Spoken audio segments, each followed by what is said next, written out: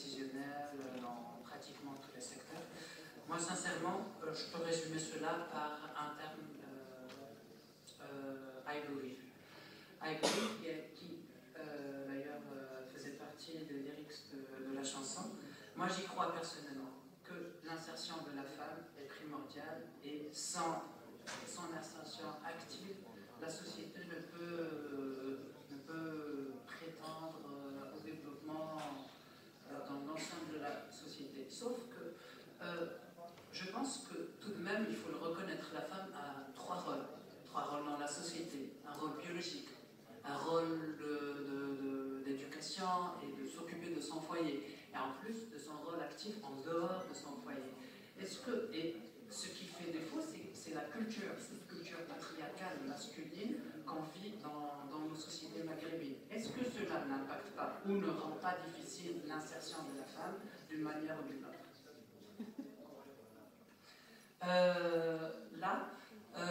Bon, je céderai la parole à ma personne et puis à Katia. Et l'objectif de l'intervention porterait plus sur le pouvoir de l'autonomie fiscale aux communes et d'une manière générale aux collectivités territoriales comme une mesure nécessaire à la réussite de la bonne gouvernance. Je laisserai le soin à Katia pour se présenter. Alors, bonjour tout le monde, je m'appelle Caterina Senti, je suis tuteur d'un projet d'un centre européen qui s'occupe des droits de l'homme et de la démocratisation, qui se situe à Venise. Et j'étais tuteur d'une académie qui était organisée depuis 2009 sur la bonne gouvernance au Maghreb, donc cette période de transition. Pendant cette année, c'est depuis 2009 que je travaille avec eux. J'ai eu la possibilité de connaître même aucune des collègues qui sont ici, qui ont participé aux éditions. Je pense que c'est vraiment une bonne opportunité pour les étudiants, les professionnels qui sont dans le domaine du droit, de faire cette formation d'une semaine qui peut se passer soit en Italie, soit au Maroc, soit en Algérie. Cette année, on était à Tunis. Surtout, j'ai beaucoup apprécié le niveau très haut des débats. Ce sont des gens qui sont déjà formés, bien sûr, qui n'ont pas besoin de cette formation pour se former, mais c'est plutôt dans le cadre en échange d'expériences, de voir quelles sont les erreurs dans chaque pays, les parcours, donc d'analyser les politiques qui ont été effectuées, de chercher, d'éviter les erreurs que peut-être un pays a déjà fait. Et moi, j'espère, même si le projet de l'EIUC est financé par la Commission européenne et aussi le ministère allemand de la coopération et du développement, c'est un projet de 2007 à 2013, mais j'espère vivement avoir la possibilité de continuer ce genre de formation, surtout parce que c'est sur le long terme qu'on voit les effets de ce genre de formation, mais malheureusement, ces genres de formations sont sujets aux intérêts politiques, donc peut-être qu'ils iront changer de but à partir de 2013. Bon voilà, c'était ça. Au moment où je suis au Maroc, parce que je suis étudiant en Master 2 en Italie, à l'Université de Bologne. J'étudie les sciences diplomatiques et j'ai participé à un projet d'échange qui voit pour la première fois le Maroc comme sujet d'échange. C'est un projet comme l'Erasmus qui en général se déroule en Europe. C'est l'Erasmus Mundus. Et donc je suis ici pour un an pour étudier et j'habite à Fès. Je suis à l'École nationale de commerce et gestion de Fès pour fréquenter avec les étudiants au Maroc. Et on commence avec l'intervention. Voilà, merci Ilyes. Merci à vous. Je vous remercie. Je vous remercie tous pour votre attention. Là, j'ai juste une petite précision que je ne suis nullement expert en développement international. Donc, je suis un simple activiste. Cependant, l'idée de l'intervention est venue comme suit. Vu les mouvements sociaux qui ont débuté bien avant le printemps, ce qu'on appelle le printemps arabe, que je mets toujours entre guillemets, sur la décentralisation au Maroc, qui a donné lieu à un ensemble de réformes, notamment par la réforme de la charte communale et par la suite par la nomination d'une commission chargée de la réforme, de travailler sur un rapport sur une régionalisation annoncée, qui d'ailleurs fait toujours débat actuellement, même s'il a été... ils ont commencé le travail en 2010, puis ils ont remis le travail une année après. Il y a toujours un débat. Pourquoi ceci? Parce qu'on s'est rendu compte que les politiques de développement ne viennent pas par le haut, mais plutôt elles viennent par le bas. Donc il faut bien entendu penser nationalement, penser globalement, mais il faut surtout agir globalement. Il faut voir le territoire comme un espace de création de richesse et non un espace d'exécution de politique nationale. C'est pour cela que je me suis dit, quel est le moyen qui permettrait justement aux collectivités territoriales de devenir vraiment indépendantes et de penser en termes de projets qui vont soutenir les projets locaux et qui vont mettre en valeur et qui sont beaucoup plus proches des nécessités, des spécificités de toute région et de toute localité.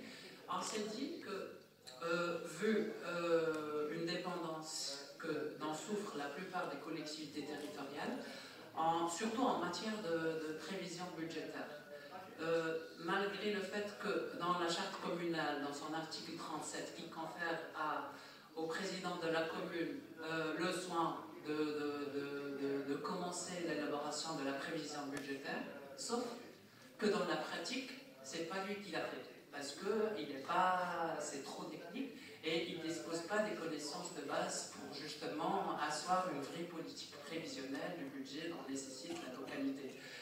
Et de là, je vais essayer de dire que les communes, en fait, souffrent de deux points majeurs. Au niveau des informations, parce qu'on sait que la plupart de fisc est collecté au niveau national, donc essentiellement la TVA et l'impôt sur le revenu, et la localité, le président communal n'a pas cette information, donc c'est un montant qui lui est octroyé directement par l'État. Il y a aussi ce qu'on appelle une dépendance en matière de ressources humaines, parce que dans la plupart, quand je viens de citer, ce n'est pas l'élu local qui fait le budget, mais c'est plutôt les représentants du pouvoir central, et en l'occurrence Nokayed, Bacha et Wali, et vice-versa. Et par la suite, il y a un truc que je n'arrive pas à comprendre, je ne sais pas si mes compatriotes sont d'accord, marocains avec moi, c'est le poids dont dispose la circulaire qui vient du ministère de l'Intérieur pour justement annoncer le début de la démarche de prévision du budget. Cette circulaire qui trace bien entendu les grandes lignes du budget national selon les visions stratégiques qui ont été émises dans le discours royal, mais cette circulaire doit être obligatoirement respectée. Si ce n'est pas le cas, le budget est refusé tant que les grandes lignes de la circulaire sont respectées. Par la suite, il y a ce qu'on appelle le respect de la règle 33 dans les termes de l'élaboration du budget. Un budget communal est élaboré sur la base du budget des 2 années précédentes, plus le budget des 9 mois de l'année en cours, sachant que les besoins changent, surtout en termes de projet. Supposons que cette année, on a eu un budget qui s'élève à 30 000 dirhams, bon, c'est juste un chiffre comme ça. L'année prochaine, ce chiffre peut diminuer ou il peut augmenter. Malheureusement, ce qui se passe, c'est que vers la fin de l'année budgétaire, les communes commencent à dépenser d'une manière excessive. Et c'est pour cela qu'on voit qu'ils sont en train de faire des projets d'infrastructure, de reconstruction des routes et machin, uniquement pour garder ce montant qui était octroyé par les années précédentes pour ne pas le voir baisser. Encore une fois, il y a une petite limite, parce que, bien entendu, les finances locales disposent de leurs propres taxes, et dans le pourcentage est quand même assez important, vu que 90% des taxes locales sont octroyées directement aux collectivités territoriales et 10% à l'État. Il y a à peu près 9 taxes locales, dans taxes professionnelles, taxes d'habitation, taxes sur les communes, etc. Sauf que le montant réel de ces taxes n'est pas vraiment très intéressant. Donc du coup, on est toujours en besoin et ne constitue que 5% du budget communal. Ça, c'est une donnée qu'on ne peut pas vraiment s'en passer et à laquelle il faut trouver une solution. À mon sens, la solution ne viendrait que par une réforme fiscale, c'est-à-dire que permettre aux communes d'avoir leur propre recette fiscale pour justement avoir une autonomie financière et pouvoir concrétiser des projets qui vont se manifester sur le développement local et sur la participation citoyenne. Cela, bien entendu, nécessite le traitement du deuxième point, la réforme fiscale locale, qui est un chemin indispensable vers un réel développement local et la bonne gouvernance. Aujourd'hui, et partout, dans la plupart des pays, fortement décentralisés, on ne pense plus en termes d'exécution de programmes nationaux, mais plutôt en termes de projets. Comment le territoire est devenu un véritable moyen de création de richesse. Comment, moi, en tant que commune, en tant qu'entité territoriale locale, je peux valoriser un territoire donné, lui donner une certaine richesse, lui donner une certaine image, pour pouvoir par la suite attirer les investisseurs étrangers, attirer les touristes. Et voilà. Cela donnerait éventuellement une nouvelle approche du développement local qui s'inscrit bien entendu dans le partenariat, ce qu'on appelle partenariat public-privé, mais aussi auquel il faut ajouter le rôle que peut jouer la société civile dans ce processus. Parce qu'il n'y a plus un jeu à double rôle entre les preneurs des décisions au niveau local et les entreprises, mais on doit aussi faire bénéficier la société civile de ce rôle, qui deviennent pleinement acteurs dans ce processus décisionnel et par eux, qui constitue un moyen qui permet à tout citoyen de faire entendre sa voix et d'agir en tant qu'acteur dans la prise de décision locale. Bien sûr, cela s'inscrit dans une perspective de marketing territorial, dans la mesure où moi, en tant qu'élu local, je dois avoir une vision de du futur de mon territoire. Est-ce que je veux de la ville de Safi, qui dispose d'un énorme potentiel touristique, qu'elle soit une ville purement touristique ou plutôt industrielle? Malheureusement, cette politique-là n'existe pas à Safi.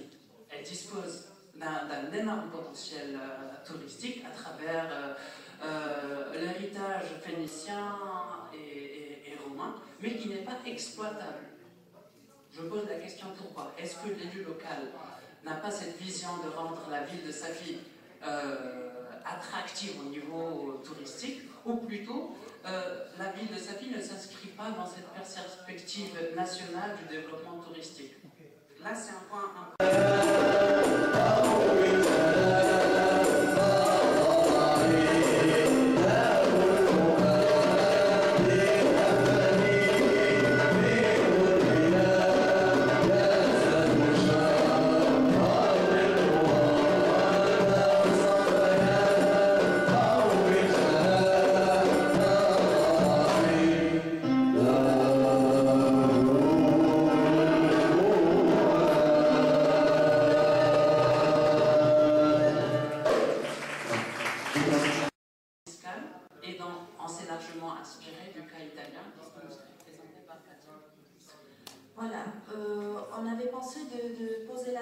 sur la distinction entre l'autonomie financière et l'autonomie fiscale. Voilà, l'autonomie financière, c'est un concept qui est toujours entre l'idée d'être libre, d'être indépendant financièrement, et la pratique où il y a une tutelle et un contrôle juridictionnel et une tutelle toujours. C'est un concept en continu très variable, c'est pas un concept précis, et aussi qui peut être voilà, la déclination d'un principe d'administration libre dans les domaines budgétaires et fiscaux. On a aussi, nous a semblé intéressant de mettre le point sur la sur la décentralisation fiscale. Pourquoi?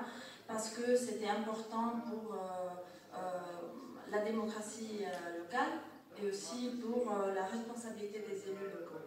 Voilà, parce que cette décentralisation fiscale permet, comme il s'est dit, en payant des services, les citoyens sont plus intéressés à savoir qu'est-ce qui se passe avec l'argent, les services payés. Pour ceux qui regardent les cas italiens, voilà, on a eu en 1948, donc à peu près 90 ans après l'union de l'Italie, on a introduit ces modèles d'Italie régionalisée, ces modèles de régionalisation avec les 5 régions autonomes, avant de tout, et les 5 régions autonomes à statut spécial. Mais pour les autres régions de l'Italie, on a dû attendre jusqu'aux années 70 pour avoir les régions avec le statut ordinaire. Voilà, il y a des problèmes avec ces genres de régionalisme coopératif, donc la distinction entre les régions et l'État. Dans les années 90, on a eu beaucoup de réformes, surtout de réformes constitutionnelles en 1999 et 2001, pour ceux qui regardent le pouvoir des régions. Et surtout avec les articles 117, 118 et 119 de la Constitution italienne, on donne le même pouvoir aux régions que à l'État. C'est-à-dire l'État et les régions sont sur le même niveau législatif. Comme vous pensez, il y a eu beaucoup de problèmes sur quels étaient les domaines où l'État pouvait voilà, imposer une loi nationale ou bien régionale. Et c'est pour ça qu'il y a eu une réforme en 2001 pour spécifier quels sont les domaines où les régions peuvent être autonomes et les autres où c'est nécessaire l'intervention de l'État. Donc, c'est pour ça, voilà, on a empêché ces contrôles préventifs qu'il y avait de l'État sur tous les lois régionales. Ça fait 10 ans qu'on est dans ces processus de fédéralisme. Un processus qui est très intéressant, surtout, ça pourrait être une opportunité, surtout pour les régions du nord de l'Italie, qui, comme vous savez, sont plus riches, ont plus de possibilités. Donc, c'est vraiment une opportunité. Ils ont la possibilité d'être autonomes, indépendants, tandis qu'au sud, il y a des régions qui n'ont pas cette possibilité. Il faut dire que l'État a beaucoup diminué les transferts fiscaux, merci Elias, et que les sommes donc transférées aux régions ont beaucoup diminué. Si vous pensez que seulement de 1991 à 1999, la différence était de 2,1% au 46,5%. Et depuis le 2001, voilà, les communautés locales ont la possibilité de gérer librement les trésoreries et aussi l'affectation des recettes des communautés locales n'est pas prévue pour la loi, donc il y a cette autonomie. Voilà les exemples qu'on pensait les recettes fiscales propres des communes qu'on pensait de citer. C'était par exemple la taxe additionnelle à l'impôt sur les revenus des personnes physiques de chaque commune avec en marge de manœuvre sous l'État étatique de 0,2 ou 0,5 par an ou par 3 ans. Aussi, voilà, l'ICI, c'est l'impôt communal sur la propriété immobilière, avec des taux différents, ça dépend soit des quartiers, des services offerts et d'équipements. Aussi, il y a les recettes de l'impôt sur la publicité et l'affichage, pour les communes aussi, avec un taux fixé par l'État, et les recettes de la taxe sur l'occupation de l'espace, avec un taux fixé au niveau national. Voilà, il y a aussi des autres exemples de recettes des communes, la taxe d'enlèvement des ordures ménagères, et de 1999, il y a eu un impôt régional sur l'activité productive pour voilà, permettre aux régions de financer le service sanitaire de santé. J'ai cité aussi, il y avait des impôts partagés, des dotations, c'est-à-dire sont des dotations données aux communes et aux provinces. Il y a le fonds ordinaire qui est voilà, calculé à partir de la différence entre le coût des services essentiels et le produit fiscal de l'impôt foncier. le Fonds national de solidarité, qui redistribue part de la TVA attribuée aux régions sur la base des dépenses historiques. Et voilà, ça c'est ce qu'on pensait de dire à propos du fait que la décentralisation c'est un moyen de renforcement des compétences des collectivités locales, et aussi c'est un moyen de renforcement de la démocratie participative locale afin que les citoyens puissent devenir les acteurs de la décision publique au niveau local, national. Bien entendu, on ne prend pas le cas italien comme un modèle parfait. Il faut toujours s'inspirer de d'autres modèles qui ont réussi dans d'autres pays, notamment au Brésil, en Afrique du Sud. Et aussi, il ne faut pas oublier le contexte spécifique culturel, sachant que ici, le mode d'organisation qui existait bien avant cette structure étatique nouvelle, c'était un modèle basé sur les tribus, auquel les tribus étaient vraiment indépendantes financièrement. Pourquoi il y a eu ce passage directement de tribus très bien organisées en matière d'autonomie administrative, décisionnelle et financière à un mode hérité par un système colonial il y a vraiment un handicap en termes de ressources fiscales et humaines. Donc là, c'est juste pour vous mettre dans le contexte que là, on doit s'inspirer, mais aussi on doit permettre de marquer notre empreinte marocaine en tenant compte des différentes composantes de la société, y compris du peuple sahraoui.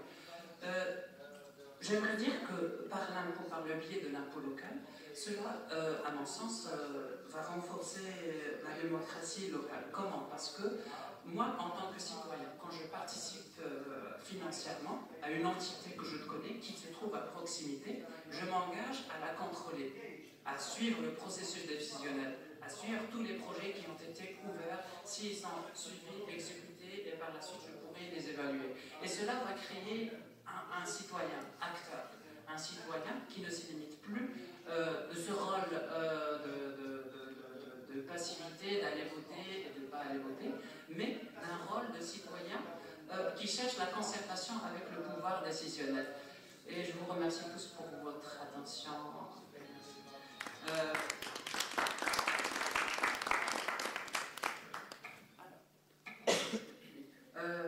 Sincèrement, je ne sais pas comment on va organiser parce que soit, comme vous le savez, il y a 3 interventions qui sont venues en retard. Soit on ouvre le débat après ces 3 interventions, ou plutôt on continue pour prendre plus de temps pour le débat pour les 6 interventions.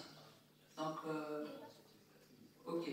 Alors, je passerai la parole au 3e et dernier axe que je ne retrouve pas dans mes feuilles.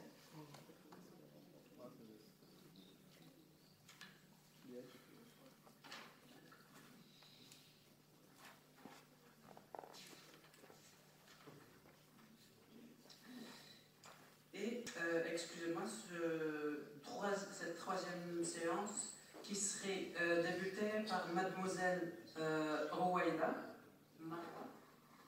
d'accord, qui fait partie du Centre international de formation de résolution des conflits au Liban. Et son intervention...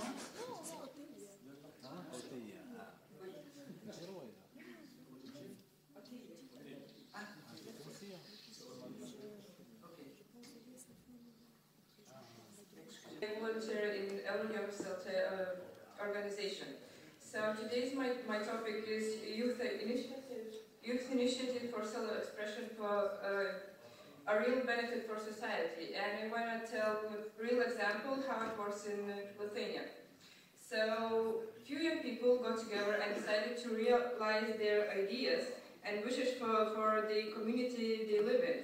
The result is growing day by day, involving new people into various activities and building reputation of the organization. So the 5 people created Eurojobs organization in 2010, which is located in Lithuania, Vilnius.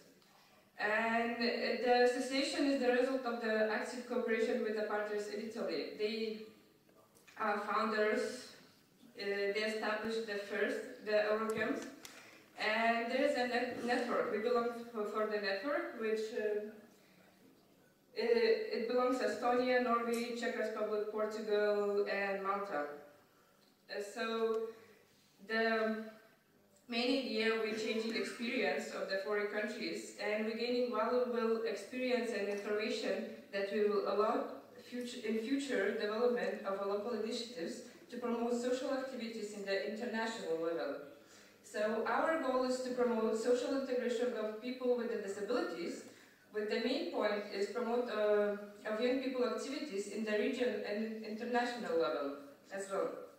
So in order to gain our goals, we organize the lectures, seminars, discussion, courses, workshops to support young people social initiatives, participate in and organize the social, culture, and international exchanges. So what do? We do youth exchanges with the Youth in Action program, integration of people with disabilities, and now we started the lifelong learning programs as well. So the founders of Italians, the founders of organization have a big experience in the project. So the organization is a result of cooperating between young people in different projects in order to spread the ideas and experience among the other groups of the people. It's young people, disabled people, seniors, and third and neighbor countries.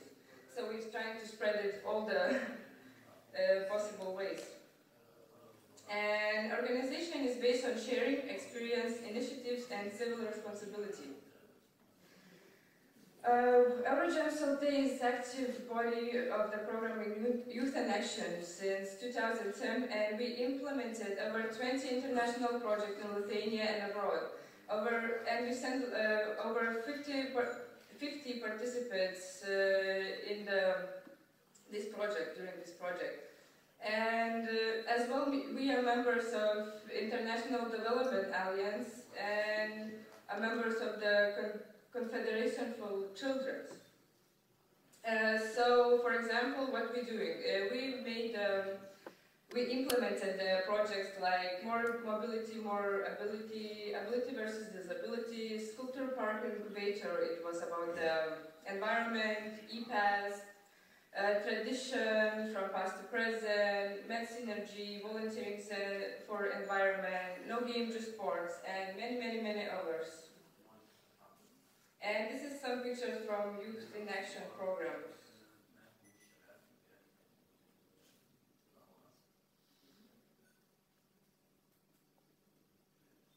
And we do not only international but local activities as well.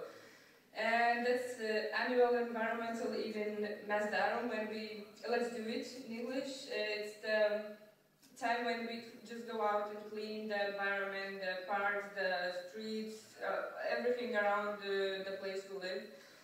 We have events in the Children and Youth Social Center. It's like orphan house, so we just make arts and sports events over there.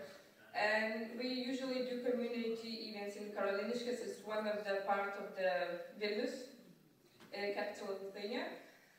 And the members of the association have usual meetings, trips, parties, celebration to gather together. This is from the Let's Do It event. Orphan house. Community event.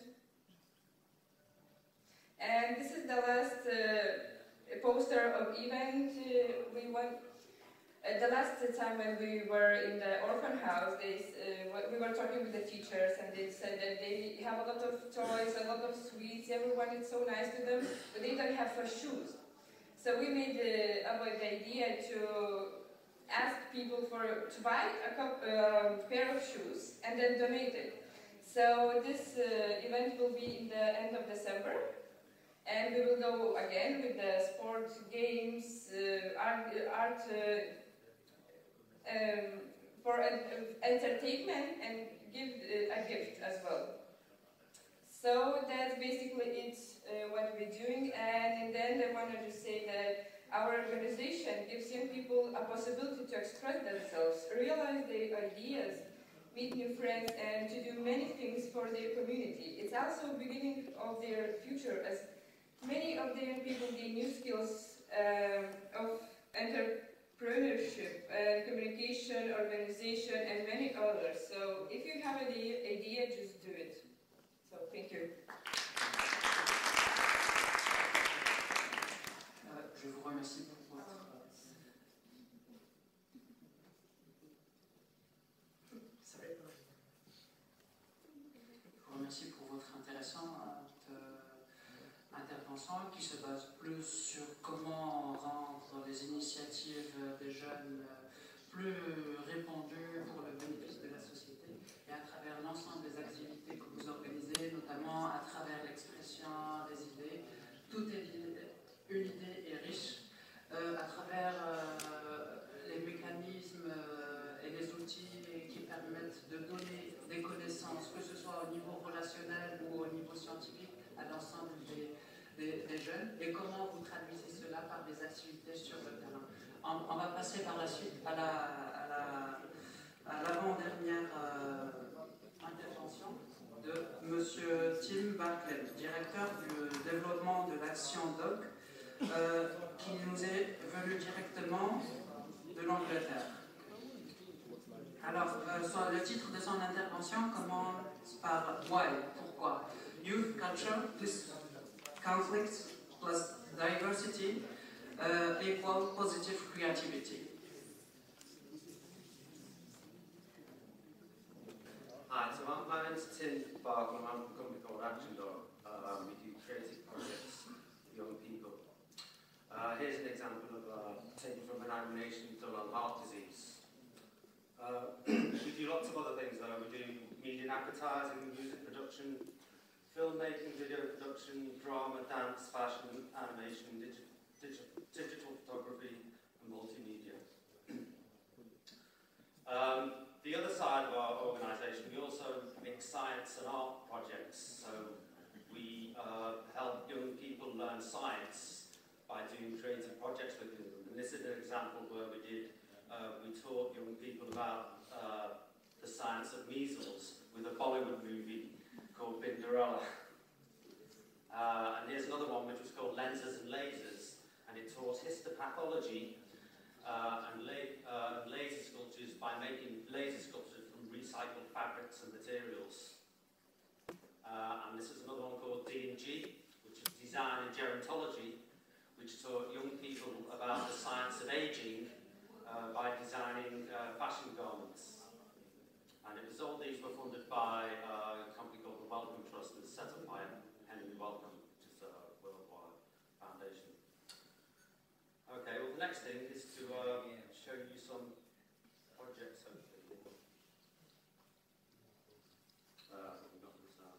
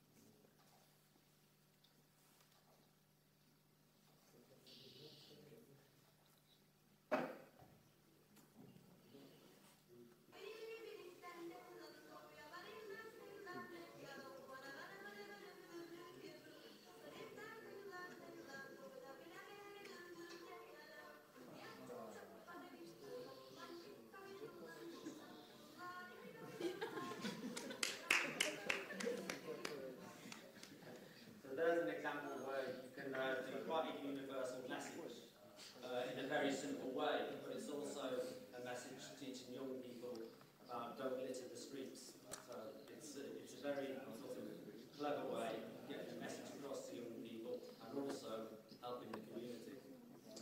Okay, so we come on to why YC plus C plus D equals PC squared. Well, obviously YC refers to youth culture. I think it's very important if you want to get young people involved in the community and get them to do positive things for the community, that you connect to them in a way that they understand, or you talk to them in their language. And that language can be like in music, can be video, can be filmmaking, can be dance drama. So the idea is that you engage them. It can be on a serious topic, it can be about democracy, it can be about anything. But you engage them in a creative way in order to turn possibly a negative into a positive. Okay, so you can take a subject like gang culture, for example, and problems that happen in the community, and say, hey, here's what we want you to do. We want you to approach the problem, and then we want you to turn that into a positive with a creative act. The example I want to show you where we did this was a project called Yes UK. Yes UK is an international youth exchange with 5 countries. Capacity to change their lives, change perceptions of youth internationally, and ultimately change the world. So, Yes UK, the power of youth today. Now I'm going to try again to show you the outcomes of those.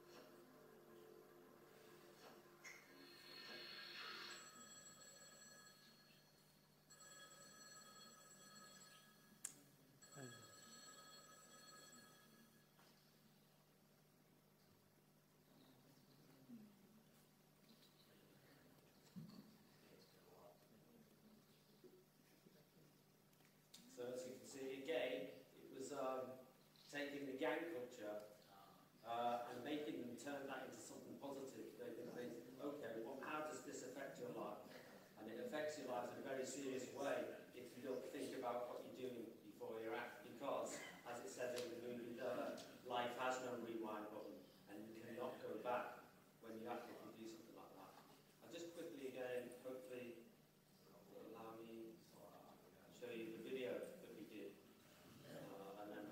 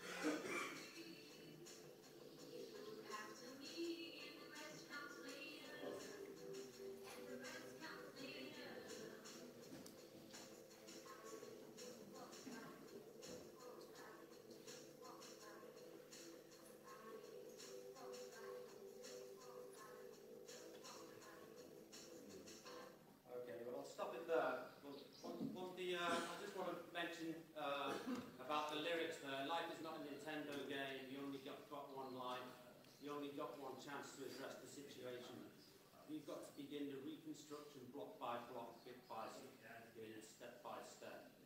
And the rat, don't spend too much time inside your space, express your potential, do not waste.